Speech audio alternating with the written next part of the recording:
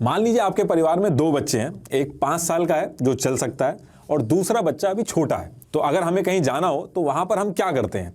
जो छोटा बच्चा है जो चल नहीं सकता उसको गोदी में ले लेते हैं और जो चल सकता है उसको चलने दिया जाता है। या फिर ये कहते हैं कि इस घर में इक्वालिटी फॉलो होती है, दोनों के लिए रूल सेम रहेंगे, दोनों को चलना पड़ेगा। अब ऐसे ही अगर आप घर में मान लो कि घर में 2 भाई हैं, अगर किसी वजह से एक भाई की हेल्थ वीक है और उसको डॉक्टर ने कहा है कि इसको अच्छी खुराक की जरूरत है, तो आप क्या कहोगे कि घर में तो इतना ही राशन आता है, सब में बराबर बटेगा, इक्वालिटी होगी?